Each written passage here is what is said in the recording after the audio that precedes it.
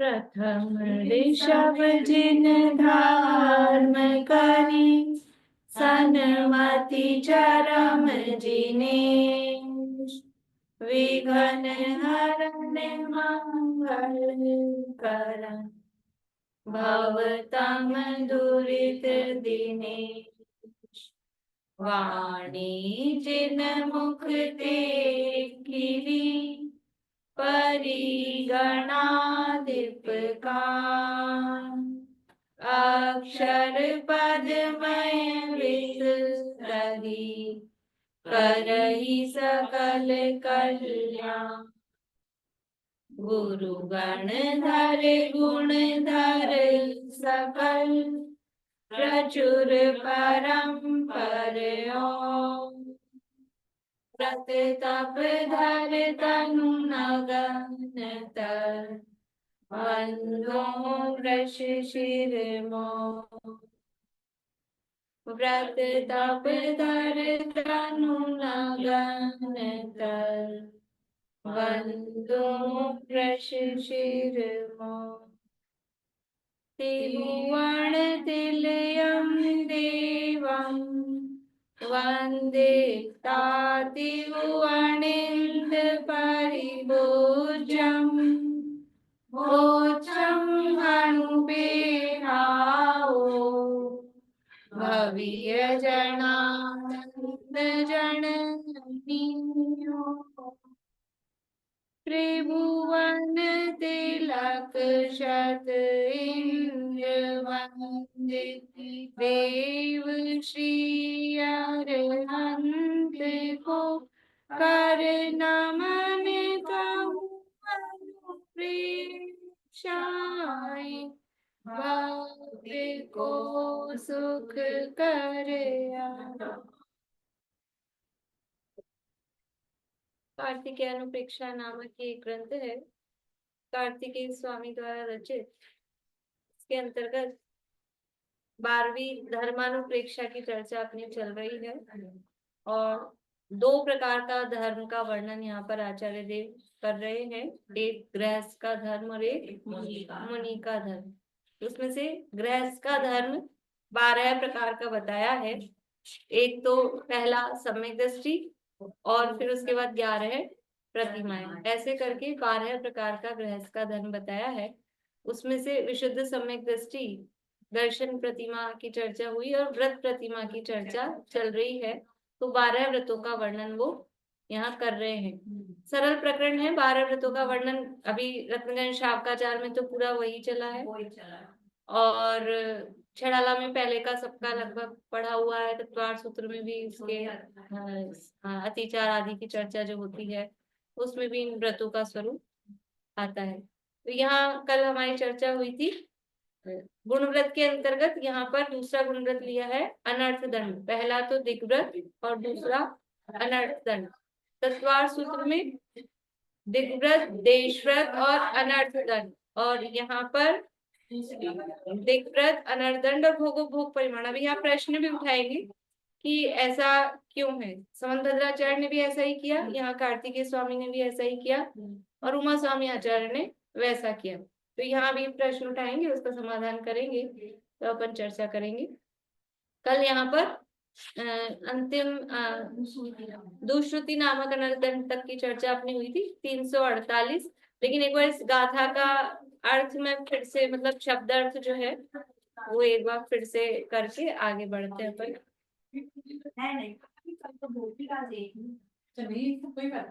तो एक कहाँ गया? नहीं तो एक और होगा ना। दो लाके रखे थे। देखो ना कहीं दबा हुआ तो नहीं।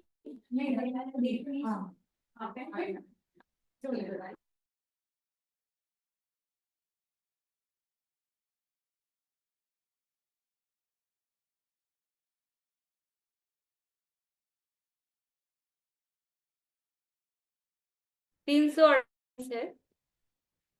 एक बार इसका केवल शब्दार्थ फिर से करते हैं बस, फिर आगे बढ़ेंगे। जम, गाथा तो बुलवाई ली थी, वैसे अर्थ कर देती हूँ। जम सवर्णम सत्थानम। सवर्णम यानी श्रवण करना, जम यानी जो, सत्थानम का अर्थ है शास्त्रों का। सत्थानम का अर्थ कल कुछ और किया था मैंने, तो सत्थानम का अर्थ शास्त्रों का, शास्त्रों का श्रवण। कौन से शास्त्र हैं, तो कहा भंडन। भंडन का मतलब वो जो भांड क्रिया संहिता से किए ना, तो मतलब वही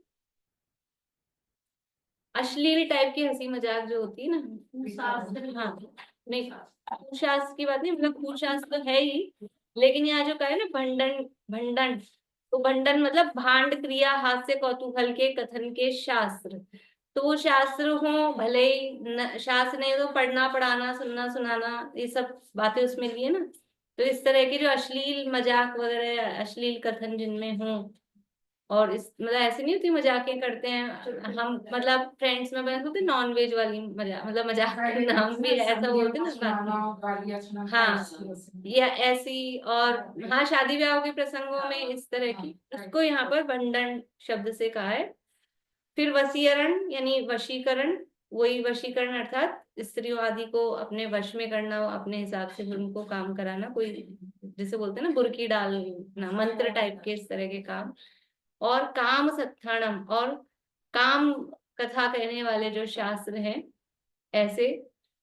परदोषाणम चतहा, परदोष और च यानी और, तहा यानी उसी प्रकार से परदोषों को कहना सुनना बोलना। अनर्थ दंडो हवे चर्मो, वो चर्मो यानी अंतिम अनर्थ दंड होता है। यानी इस तरह के अश्लील शास्त्रों का, अश्लील बातें जिसमें है, या और भी मतलब इस तरह की जो शब्द यूज में नहीं लेने चाहिए सामान्य से सज्जन पुरुषों को, ऐसे कथन करना सुनना, शास्त्रों को पढ़ना सुनना, वशीकरण इत्यादि के काम इत्यादि के शास्त्रों को पढ़ना सुनना, परदोषों को बोलना कहना सुनना, ये सब दुष्श्रुति नामक पांचवा अनर्थ दंड है। अब इस अनर्थ दंड के कथन का संकोच करते हैं। 349 गाथा है, पेज नंबर 158, 158। बुलवाती हूँ गाथा। एवं पंचपयारम, एवं पंचपयारम, अनर्थ दंडम दुहावयं नित्यम्, अनर्थ दंडम दुहावयं नित्यम्, जो परिहरे दिनानि, जो परिहरे दिनानि, गुणवदी सोहवे विधियो, गुणवती सोहवे विधियो। एवं पंचपयारम् अनर्थ दंडम दुहावहं नित्यम्, जो परिहरे दिनानि गुणवदी सोहवे विधियो। एवं पंचपयारम् अनर्थ दंडम दुहावहं नित्यम्, जो परिहरे दिनानि गुणवती सोहवे विधियो। गुणवदी। एवं पंचपयारम, एवं यानी इस प्रकार से, पंचपयारम पांच प्रकार का, अनर्थ दंडम जो अनर्थ दंड है, दुहावहम, दुहावहम दुखावहम यानी दुखदाई, दुख को वहन कराने वाला, मतलब दुख देने वाला, दुखदाई। नित्यम यानी निरंतर, निरंतर ही जो दुख देने वाला, ऐसा पांच प्रकार का अनर्थ दंड है। जो परिहरेदि नाणी, जो यानी जो परिहरेदि उसका परिहार करता है, उसका त्याग करता है, छोड़ता है, ऐसा नाणी यानी ज्ञानी। गुणवदी यानी गुणव्रती, सो यानी वह, हवे होता है, विधियो यानी दूसरा, वो दूसरा गुणव्रत। दूसरा गुणव्रत क्या कहा, अनर्थ दंड व्रत, तो वो दूसरे गुणव्रत का धारी, या उसको बोल रहा है गुणव्रती, गुणव्रत का धारी, गुणवदी गुणव्रती, तो वह दूसरे गुणव्रत का धारी होता है। देखिए अन्वयार्थ।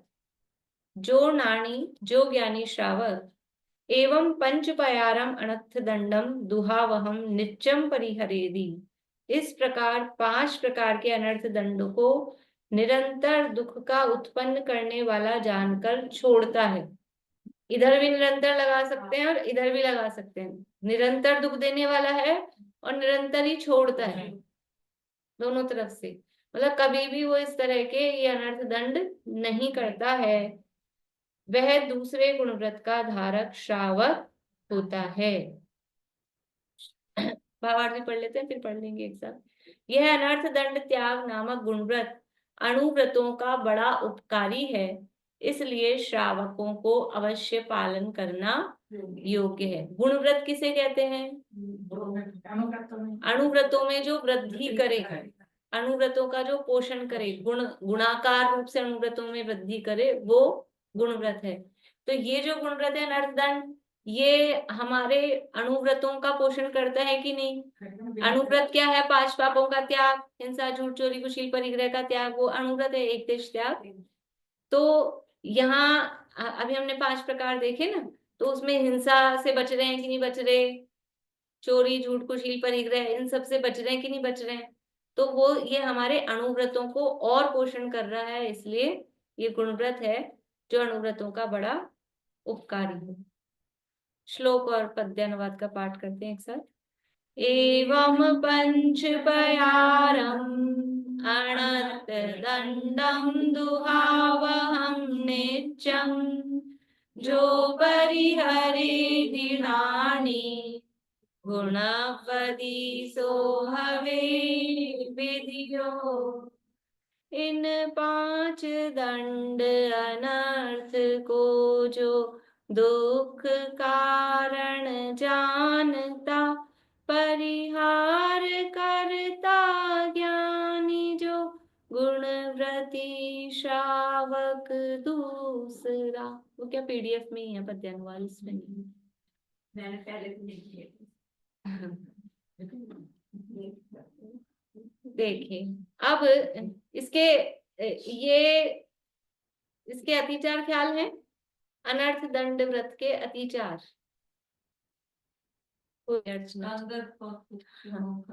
संदर्भ कौतुकुच्च मौखार्यमति प्रसाधनम पंच असमीक्षिताधिकरणम व्यतीतयो नर्थ दंड कृत विरते। भोगोपभोग परिमाण नहीं आएगा इसमें, असमीक्षाधिकरण अति प्रसाधन ये है।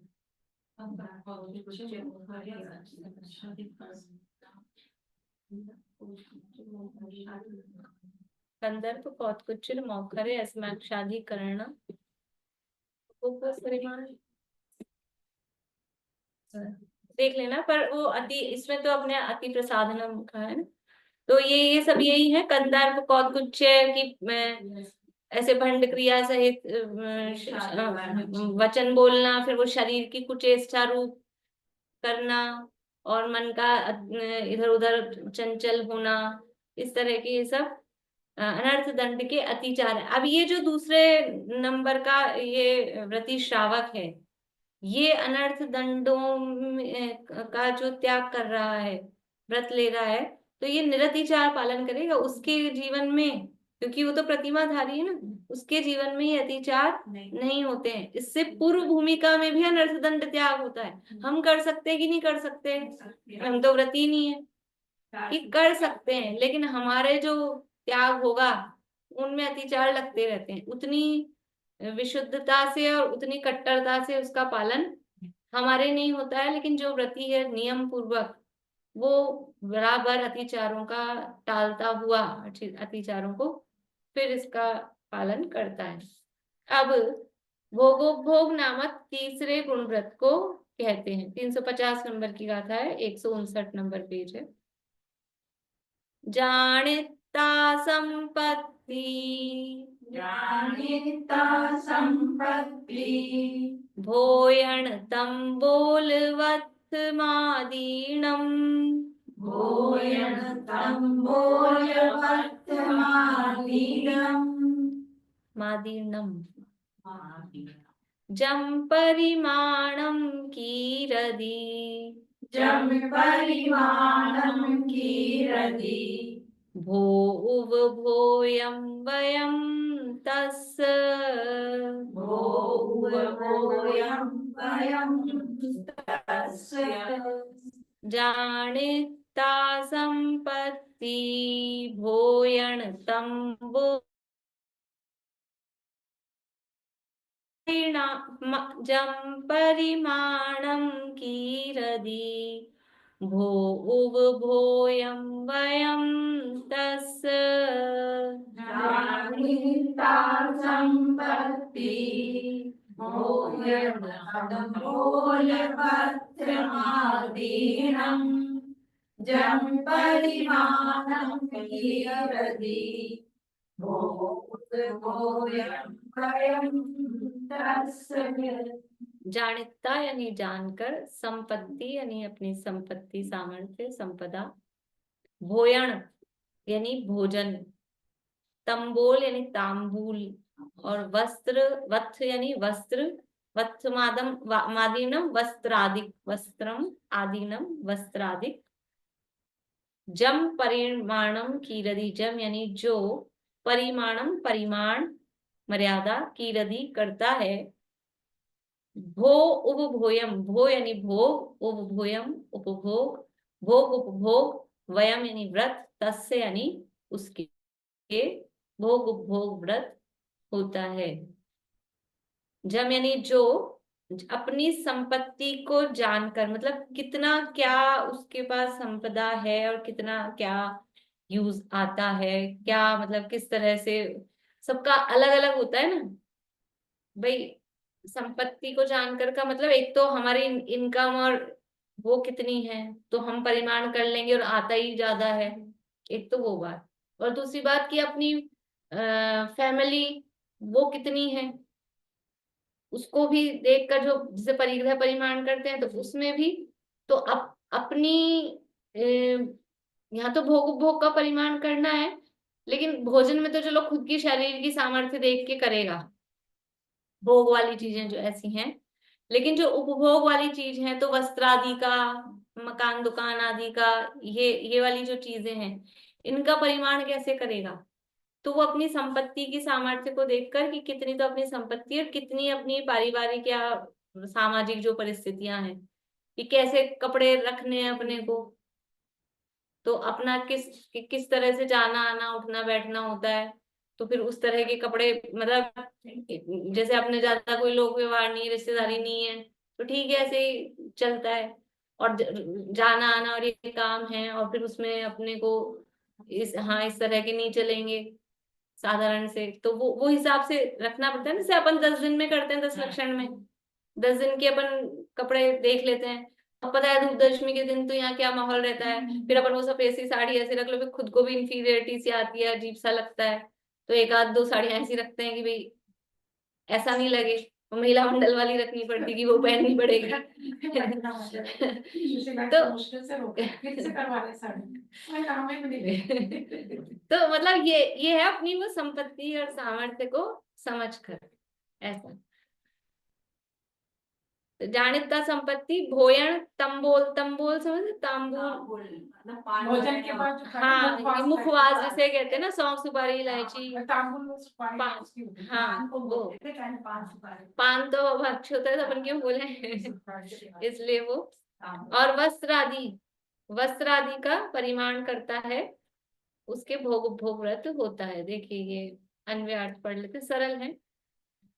संपत्ति जानिता जो अपनी संपदा सामर्थ्य जानकर भोजन तांबूल वस्त्र आदि का परिमाण यानी मर्यादा करता है, उस श्रावक के भोग उपभोग नामक गुणव्रत होता है। श्लोक और पद्यानुवाद का पाठ कर लेते हैं। जानिता संपत्ति भोयण तंबोल वत्थमादीनम जम परिमाणं कीरदी भो उव भोयं वयं तस्य। सामर्थ्य अपनी जान कर भोजन वसन तांबूल का परिमाण करता जो वही भोगोपभोग व्रती कहा। तो ये सामर्थ्य अपनी जानकर बड़ा अच्छा शब्द दिया है कि भोजन आदि में भी किसी की डाइट 6 रोटी की है और वो परिमाण कर ले तो 1 ही रोटी खाऊंगा, तो अपनी सामर्थ्य है तो वो फिर परिमाण करे कि 4 खाऊंगा कि 5 खाऊंगा या 6 भी खाऊं, फिर उससे ज्यादा मतलब अगर किसी को ऐसा लगता हो। और किसी की डाइट ही 1-2 रोटी की है तो वो 2 ही रोटी का मतलब वो अपनी सामर्थ्य जानकर। इसी तरह से हरित के त्याग इत्यादि में भी नंबर ऑफ हाँ भाई कितनी शारीरिक सामर्थ्य है, फिर पूरा हरी सब्जियों का त्याग कर दिया और फिर शरीर में सामर्थ्य है नहीं, फिर परेशानी होती रहे और फिर उसी में लगे रहे। तो ऐसा नहीं, कोई भी नियम ऐसा नहीं है जो आकुलता उत्पन्न करे। आकुलता उत्पन्न करने वाले कोई भी व्रत नियम नहीं है, सहज भाव से हो जाए और खींचतान करके नहीं करने पड़े, ऐसे नियम यहाँ बताए गए। अपनी शक्ति के अनुसार। हाँ, शक्ति अनुसार, पर यह शक्ति को छिपाना भी नहीं। छिपाना। शक्ति अनुसार का मतलब उसका गलत अर्थ नहीं लेना। देखिए भावार्थ, भोजन तांबूल आदि एक बार भोगने योग्य पदार्थों को भोग कहते हैं और वस्त्र आभूषण आदि बारंबार भोगने योग्य पदार्थों को उपभोग कहते हैं। इनका परिमाण यम रूप यावत जीवन भी होता है और नित्य नियम रूप भी होता है। सो यथाशक्ति अपनी सामग्री का विचार कर यम रूप कर लेवे तथा नियम रूप भी जो कहे हैं उनका नित्य प्रयोजन के अनुसार नियम कर लिया करे। यह अणुव्रत का बड़ा उपकारी है। देखो इसमें 2-3 बातें करनी है अपने को। एक तो तांबुल की बात करी, भोजन का तो नियम कर लिया, जैसे अभी तो अपन ने ये बात की है कि भाई इतनी रोटी खाऊंगा, इतनी हरी सब्जी, ऐसे ऐसा ये भी नियम कहते हैं 1 बार भोजन करूंगा, 2 बार भोजन करूंगा। तो अन्न का नियम ले लें कि 1 बार अन्न खाऊंगा, 2 बार अन्न खाऊंगा। और जो भोजन का नियम लेते हैं ना उसमें ये नहीं गिनते सौंफ सुपारी मुखवास। तो अब भोजन का आपने 1 बार का 2 बार का नियम लिया और सारे दिन सौंफ से भरे हैं। अभी वो थी ना महाशिवरात्रि, तो स्वस्ति ऑफिस जाती ना तो वो बता रही थी, बोले सारे दिन से सब कह रहे हैं हमारा व्रत है, हमारा व्रत है, और कभी कभी ये खा रहे हैं, कभी वो खा रहे हैं, कभी ये खा रहे हैं, कभी वो खा रहे हैं, बिना अन्न वाली सारे दिन चीजें खाते रहते हैं और कह रहे हैं हमारा व्रत है। तो उनके तो व्रत ऐसे ही होते हैं कि सारे दिन खाते भी रहो और धर्म का धर्म भी रहे। तो अपने भी कहीं ऐसा तो नहीं कि भी हम मतलब हम 1 बार भोजन करेंगे, लेकिन ये भोजन थोड़ी ना होता है सौंफ सुपारी इलायची वो सारे दिन खाते रहे फिर। तो इसलिए उसको अलग से तांबूल को अलग से दिया, मतलब उस समय ज्यादा चलता होगा। आजकल तो शायद अपन अगर एक आसन करते हैं तो उसी समय खाना हो तो खाएं, अलग से नहीं करते। लेकिन उस समय इस तरह का जैसे अन्य मतियों से समझ लो प्रभावित होकर या इस तरह की जैसे वहां चलती है चीजें वैसे। तो ये मैम तांबूल तांबुल हाँ आसाम में बहुत चलता है, स्मिज लोग तांबुल बहुत खाते हैं। कच्ची हाँ सुपारी होती है ना बड़ी, ये छाइली, वो ये तांबुल ही खाते हैं स्मिज लोग। हाँ हाँ वो बोला सुपारी बता रहे, सुपारी बड़ी बड़ी टाइप। कच्ची सुपारी होती है ना बड़ी, उसका पूरा गाछ से तोड़ के ऐसे कवर निकाल के फिर खाई जाती है वो। हाँ तो वो चलता होगा ना, मतलब उस ज्यादा उस समय हाँ। इनके ससुर जी बहुत खाते हैं हमारे यहाँ फिर वस्त्र और आभूषण आदि ये जो 1 बार भोगने में आए वो भोग और जो बार बार भोगने में आए वो उपभोग। अब जो इनका परिमाण है वो यम रूप यानी जीवन भर के लिए भी और नित्य नियम रूप भी। तो 2 चीजें जब पहले अपन ने व्रत ले लिया अणुव्रत में, परिग्रह परिमाण अनुव्रत, वहां हमने परिग्रह का परिमाण कर लिया, फिर ये अलग से भोग का परिमाण करने की क्या आवश्यकता आई, वहां कर चुके ना परिग्रह का परिमाण। बोलिए। वस्त्र से संबंधित ज्यादा था मेरे ख्याल में, जो पहले या संपत्ति के संबंधित का यहाँ आपका बढ़िया बढ़िया, अच्छा पॉइंट बताया कि वो परिग्रह परिमाण में तो परिग्रह जो बाहरी है क्षेत्र वास्तु हिरण सुवर्ण कपड़ा बर्तन, वह भोग की सामग्री नहीं आई थी, वहां कोई भोजन सामग्री का परिमाण की बात नहीं आई थी कि भोजन सामग्री का परिमाण किया जाए। और दूसरी बात, वो तो दूसरी वाली तो पहले अपन कर चुके चर्चा, जो दिग्व्रत में और देश व्रत में अंतर है वही। जैसे दिग्व्रत लिया गया है जीवन भर के लिए, दिशाओं की मर्यादा, और देश व्रत उसमें कुछ समय के लिए, थोड़े टाइम की काल की मर्यादा पूर्वक।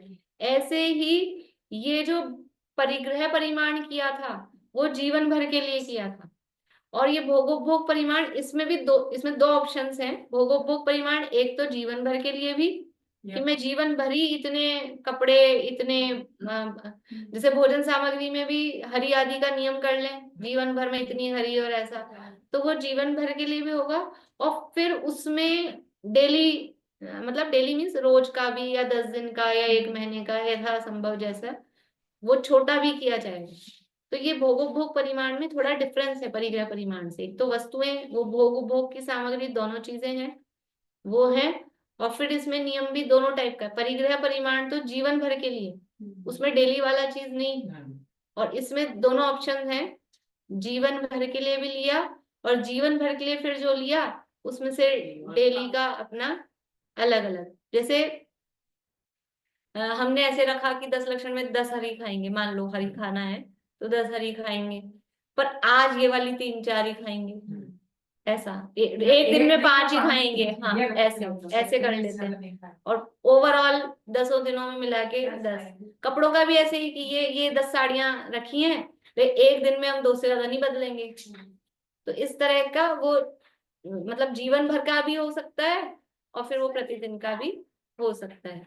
ये अणुव्रत का बड़ा उपकारी है। तो जो परिग्रह परिमाण अणुव्रत किया उसी में और समझ लो इसमें वृद्धि कर रहा है ना ये, इसलिए ये उसका उपकारी है। अब भोगोपभोग की उपस्थित वस्तु को छोड़ता है, उसकी प्रशंसा करते हैं। जो ये भोगोपभोग की वस्तुएं, उपस्थित वस्तु, ये इसमें इंपॉर्टेंट चीज है। देखिए,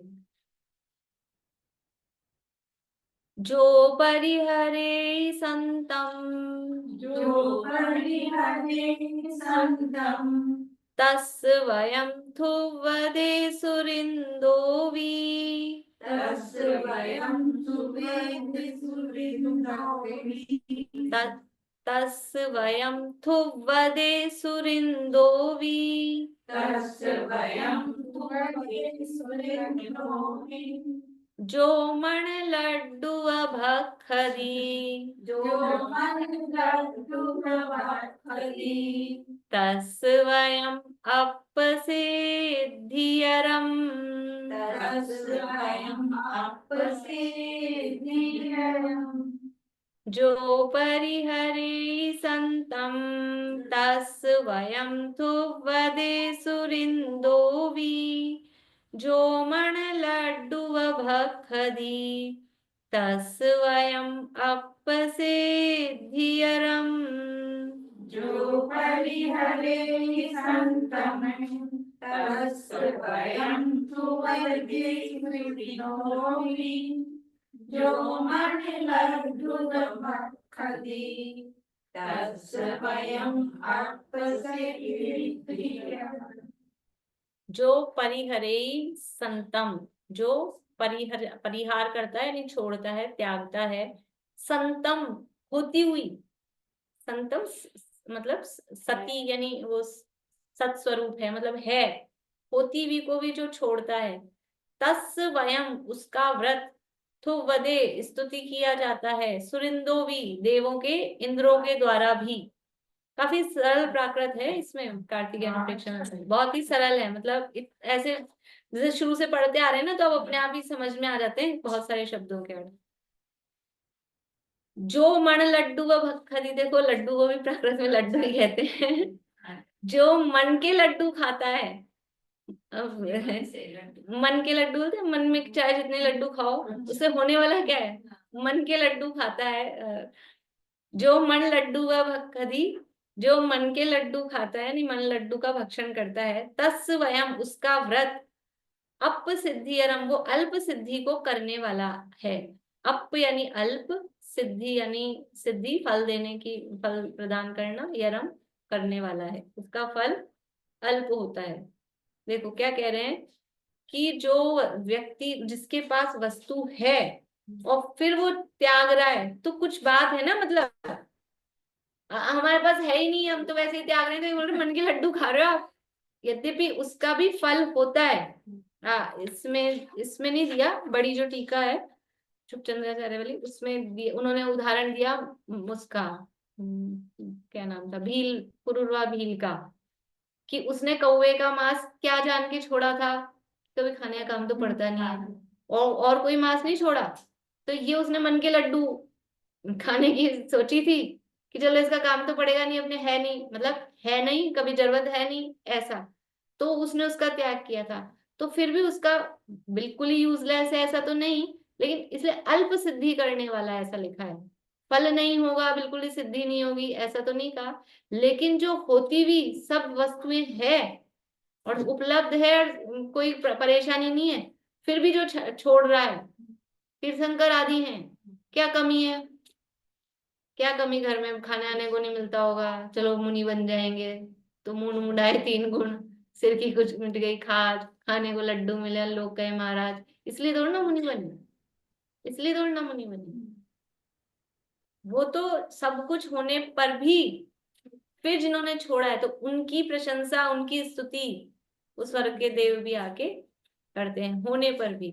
वहां जो उसकी भील की प्रशंसा की, वो तो वो व्रत में दृढ़ता रखी उसने, उसकी प्रशंसा की। यहाँ जो बात उसका उदाहरण जो दिया है, तो वो मन के लड्डू वाली चीज बताने के लिए, क्योंकि उसने पहले शुरू में तो अभिप्राय उसका यही था कि चलो ये छोड़ दो। बहुत लोग ऐसे करते हैं, बचपन में भी करते थे और अभी भी, मतलब जो कम समझते हैं वो बचपन, हाँ, कि साहब कुछ किया है, तेला किया है, कि कोई महाराज को आहार दिया, कुछ छोड़ो, छोड़ो। विधान में बैठे कुछ छोड़ो, इस सीजन में वो चीज नहीं आती तो छोड़ दो। कि अपने को ये नहीं भाता, अपने को एप्पल भाती नहीं है, तो एप्पल छोड़ दो। अभी वो उसमें त्याग करने की वस्तु में, मतलब उसमें ये तो देखो दोष है कि नहीं है, खाने की चीज, कोई घिया छोड़ देते हैं कि हमको भाता नहीं है, हमको भाता नहीं है तो इसलिए छोड़ दो। तो ये है, ये मन के लड्डू खाने वाली बात है। तो उसमें क्या छोड़ा है और उसको निभाते हैं तो ठीक है, थोड़ी प्रशंसा या थोड़ी सा फल उसका मिलेगा त्याग का, लेकिन आप उससे दोषयुक्त वस्तुएं तो खा रहे हो, और जिसमें कम दोष है ऐसी ऐसी हरित काय का त्याग कर रहे हो, तो वो अल्प सिद्धि करने वाला है। देखिए अनव्यार्थ पढ़ते हैं। आशा आंटी कुछ कह रहे हैं? मैं ऐसे बोल रही थी कि जब ऐसा आप 10 लक्षण जी में या उसमें अपन जैसे छांट रहे हैं कि हम 10 दिन यही करेंगे यही पहनेंगे, तो उसमें विकल्प ज्यादा नहीं होते, बल्कि ऐसा नहीं लगता है कि हम पहले से ही 10 लक्षण जी के पहले से ही विकल्पों में उलझ रहे हैं, आप कौन सी रखें, क्या पहने, क्या करें। इससे तो है ठीक है, जो पहन गए ठीक है भाई, आपको बहुत रुचि नहीं है, पहन गए ठीक है, नहीं तो ऐसा नहीं। वो अपने, मतलब वो इंडिविजुअल है वो चीज, लेकिन जैसे एक बार वो विकल्प हो गए उसके बाद भैया हाँ, फिर क्या नहीं होता है, आपने अगर 10 पहनना। दिन रख लिए। और दूसरी बात ये है भी है उसमें कि आपने जो रखी है, आपने मर्यादा बनाई है। अब आपको कोई प्रसंग ऐसा आ जाए, मान लो आपने सिंपल नॉर्मल हल्की जैसी साड़ियां वैसी रखी, अब कोई प्रसंग ऐसा आ गया कि आपको कोई हैवी पहनने का काम या कुछ कहीं नाटक में भाग दिला दिया, अब आपको ये पहनना है, तो अब नहीं पहनेंगे। किराए की ड्रेस आ गई, ये पहननी है, नियम तो ले लिया था अपनी साड़ियों का, और नाटक का ध्यान ही नहीं रखा कि उसमें किराए की ड्रेस पहननी पड़ेगी, तो फिर ऐसा उसका भी नहीं पालन होता कि करना। सबको पहन के देखते हैं तो ध्यान आता है, अरे अपन वो वाली पहन लेते, तो वो बल्कि विकल्प और हो जाता है बेकार का सा नहीं कि तो इसमें तो अपन। खुद की कमजोरी है ना, कि विकल्प क्यों करें, कि हमने ये जो रखा है वो अरे वो फिर आप वो है। वाली बात, जैसे माहौल में जाके बैठे, फिर आप लगता है अरे नहीं मैंने सब त्याग कर रखे हैं, इसलिए तो फिर वो लगता है कि अजीब सा ही सिस्टम, मतलब ज्यादा अब विकल्प वो होता है ना। इसीलिए मैंने कहा ना, जैसा अपना माहौल है, जिस माहौल में अपने को रहना है, जिस तरह से हाँ, अपने तो मुझे मंदिर तो में ऐसा लगता है सजाए कि वो उस टाइप ज्यादा से रखें। ज्यादा विकल्प हो जाते हैं, तो ऐसे ऐसा ठीक करें, है मेरी अपना। अलमारी में जितनी साड़ियां भी रेडी है, वो भी नहीं, नियम है, हाँ, नहीं नई नहीं पहनेंगे, नई नहीं खरीदेंगे, कोई नई ला के दे देगा कि फॉल लगा हुआ है, ब्लाउज पेटीकोट मैच हो रहे हैं, पहन लो, कोई भी हो हाँ, तो नहीं पहने, वो नियम हो सकता, वो नियम होना चाहिए, बस वो है। अगर हाँ, देखिए ये अनव्यार्थ और ये पढ़ लेते हैं, ये तो सबकी अपनी अपनी सोच है, भी इसमें विकल्प लग रहे हैं कि उसमें विकल्प लग रहे हैं, सबका पर्सनल रहता है। जो पुरुष होती हुई वस्तु को छोड़ता है, उसके व्रत की सुरेंद्र भी प्रशंसा करता है। और अनुपस्थित वस्तु का छोड़ना तो ऐसा है जैसे लड्डू तो हो नहीं, और संकल्प मात्र मन में लड्डू की कल्पना कर लड्डू खावे, तो कितना गुण करेगा वो लड्डू खाना, कोई कोई फायदा, कुछ होगा क्या, शरीर में कुछ उसका प्रभाव होगा या कोई स्वाद आएगा, कि है तो है नहीं, कल्पना करके खा रहा है, तो कोई फल उसका होने वाला नहीं। इसलिए अनुपस्थित वस्तु को तो संकल्प मात्र छोड़ना है। इस प्रकार से छोड़ना व्रत तो है, परंतु अल्प सिद्धि करने वाला है, उसका फल थोड़ा है। मना कर रहे हैं बिल्कुल ही ऐसा नहीं है, लेकिन अल्प फल है उसका। देखिए अब यहाँ ये प्रश्न उठाया है, आगे कर लेते हैं इसको भी। यहाँ कोई प्रश्न करे कि भोगोपभोग परिमाण को तीसरा गुणव्रत कहा है, परंतु तत्वार सूत्र में तो तीसरा गुणव्रत देशव्रत को कहा है। भोगोपभोग परिमाण को तीसरा शिक्षाव्रत कहा है, वहां शिक्षाव्रत में लिया है। तो यह कैसे? भाई शिक्षाव्रत तो किसे कहते हैं? मुनि बनने की जो शिक्षा दे वो शिक्षाव्रत, और अनुव्रतों का जो उपकार करे, उनमें पोषण करे, वो गुणव्रत। तो अभी भोगोपभोग परिमाण अनुव्रतों में वृद्धि कर रहा है, मुनि बनने की शिक्षा दे रहा है? भाई ये किस में कर रहा है? नहीं, हम वहां ये भी सिद्ध करते हैं, जब शिक्षाव्रत तत्वार सूत्र पढ़ाते हैं तो हम इसको मुनि बनने की शिक्षा देना सिद्ध करते हैं। दोनों बातें हैं इसमें, कि अभी तो ये तो दिख ही रहा है, अनुव्रतों का पोषण की परिक्रिया परिमाण अनुव्रत लिया उसी में, और समझ लो मुनि भी तो कर सकते हैं ना, भोग का अपना। मुनि नहीं कर सकते, मुनि नहीं कर रहे, मुनि बनने की शिक्षा श्रावक को मिल रही। मुनि के पास भोग की सामग्री कहाँ है? नहीं, वो उनने भी भोजन में वो हटा वो तो उनके फिर वो उसमें आखड़ी के अंतर्गत आ जाएगा ना, वो तो उसमें आ जाएगा। पर वो भोग के परिमाण व्रत ये तो श्रावकों के हैं। तो यही, अगर श्रावक को इसका अभ्यास है भोग परिमाण का, तो अब मुनि बन रहे हैं तो वो प्रतिज्ञा लेके निकलेंगे, वृत्ति परिसंख्यान, कि अब ये इतना भोजन करेंगे, ये मिलेगा तो करेंगे ऐसा। तो ये अभ्यास अभी गृहस्थ अवस्था में किया होगा, तो मुनि बनने पर ये अभ्यास वहां आसानी से, मतलब ये वाला जो व्रत है इस तरह का तप, वो आसानी से कर सकेंगे। और उपभोग की तो सामग्री वहां है ही नहीं, तो यहाँ ये अभ्यास किया हो, सर्दी के दिनों में ये अभ्यास किया हो कि मैं 5 ही कपड़े पहनूं। सर्दी में कितने कपड़े पहनते हैं रूटीन में? 5 तो ऐसे ही, लेकिन इस तरह का भी, तो वो भी अभ्यास बना रहे। तो जब मुनि बनेंगे, नगर निगंबन होंगे, आरिका बनेंगे, तो वहां कितने कपड़े मिलने हैं पहनने? तो मुनि बनने का शिक्षा भी इससे मिलती है। तो इसलिए तत्वार सूत्र में इसको शिक्षा व्रतों के अंतर्गत ले लिया, और अणुव्रतों में पोषण तो हो ही रहा है, इसलिए रत्नगण शावकाचार में और यहाँ कार्तिक अनुप्रेक्षा में इसको गुण व्रतों के अंतर्गत लिया। तो 5 में ही हो जाता है सर्दियों का भी, क्योंकि थर्मोवेयर आ रहे। देखिए इसका समाधान पढ़ लेते हैं। आचार्यों की विवक्षा की विचित्रता है, यह आचार्यों की विवक्षा की विचित्रता है। भाई तो आप किस चीज को हाईलाइट कर रहे हो? उमा स्वामी आचार्य को उसमें मुनि बनने की शिक्षा वो हाईलाइट हुई, और समंत भद्राचार्य को उसमें अणुव्रतों के पोषण की चीज हाईलाइट हुई। तो किसको मुख्य कर रहे हैं? वो है स्वामी समंत भद्राचार्य ने भी रत्नकर्ण शावकाचार में यहाँ के अनुसार ही कहा है, इसलिए इसमें विरोध नहीं है। यहाँ तो अणुव्रत के उपकारी की अपेक्षा ली है, और वहां सचित्तादि भोग छोड़ने की अपेक्षा, मुनि व्रत की शिक्षा देने की अपेक्षा ली है। कुछ विरोध नहीं है।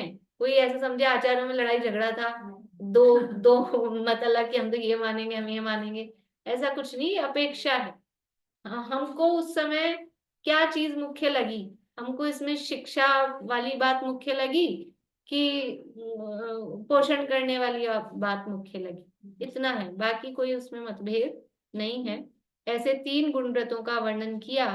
अब 4 शिक्षा व्रतों का व्याख्यान करेंगे। तो उसमें पहले सामायिक शिक्षा व्रत की अच्छी चर्चा इसमें कर रहे हैं, सामायिक के क्षेत्र काल आदि की। अभी यहीं पूरा करते हैं। इसमें 1 बाय 1 तो लेना ही नहीं होता है कोई नियम, ये तो सब एक साथ चलते हैं ना, 5 अणुव्रत 3 हाँ सही बात है। वैसे भी 12 व्रत हैं, जो श्रावक ले रहा है व्रत प्रतिमा वाला, तो 12 ही व्रत लेगा। तो वो चाहे गुण व्रत मान के ले, शिक्षा व्रत मान के ले, व्रत तो धारण करना ही है ना। इसलिए ये तो कोई बात ही नहीं है इसमें कि अगर गुण व्रत में ले लेंगे तो किसी को छूट जाएगा, फिर वो शिक्षा व्रत नहीं धारण कर रहा है, और शिक्षा व्रत में ले लेंगे तो उसके रह जाएगा, ऐसा कुछ भी नहीं है। तो 12 व्रत इकट्ठे ही हैं। क्या मान रहे हैं? तो ये तो शास्त्र लिखने की अपेक्षा है, उसके पालन में, क्रियाकलापों में कोई अंतर हो जाएगा शिक्षा व्रत और गुण व्रत होने से, वो कोई अंतर नहीं है। ये शास्त्र रत्नकर्ण शावकाचार से पुराना है? नहीं, इसमें लिखा है ना रत्नकर्ण शावकाचार में यहाँ के अनुसार ही कहा है। यहाँ के अनुसार ही कहा है वो वैसे, लेकिन समंत भद्राचार्य इनसे पहले के हैं जहां तक मुझे याद है, और एक बार देख लेंगे, लेकिन जहां तक मुझे याद है समंत भद्राचार्य इनसे पहले के, ये भी प्राचीन है लेकिन उनके बाद हुए होंगे जहां नहीं, हो सकता है ना रत्नखंड शाखाचार्य बाद में लिखा हो, आचार्य प्राचीन हो तो क्या हुआ, वो नहीं बाद में नहीं, लिखा हो। आचार्य प्राचीन का मतलब ये है कि उनके होने के बाद में फिर ये हुए, तो वो हो चुके तो ग्रंथ तो तभी लिखेंगे ना, हाँ। उस हिसाब से। जिनवाणी स्तुति।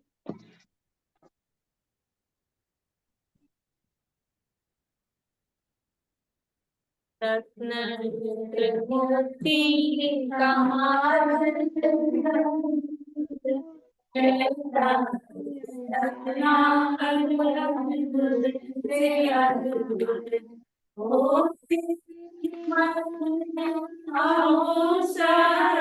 प्राणी वीतरागी शासन जयवंत वरते, जयवंत वरते सर्वज्ञ देव, जयवंत वरते ब्रह्मंत गुरुवर, जयवंत वरते श्री वाणी, धर्म दिन तीर्थ जयवंत वरते, शुद्धात्मा का शर्मा अनुभूति वरते,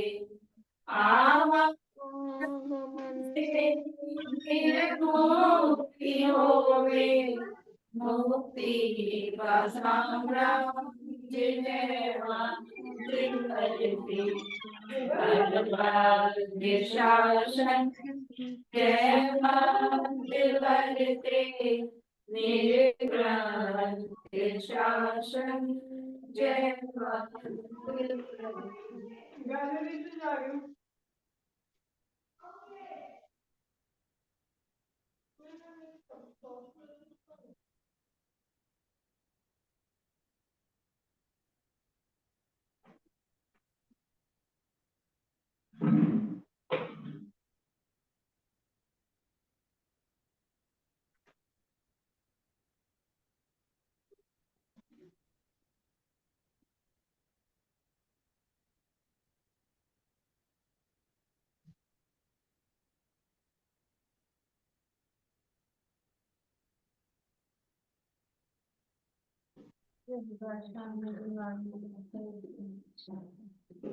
अभी समाधि तंत्र का रिवीजन करेंगे, जिनको रुकना हो रुक जाए।